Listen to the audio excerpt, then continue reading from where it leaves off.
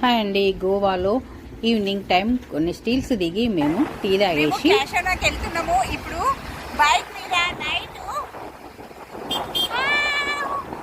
కెషినాలో tickets rates మేము తీసుకున్న tickets అక్కడ ఉండిపో మంచిది వీడియో అన్నకి అట్లా అట్లా అక్కడ వచ్చినట్రా ఇట్రా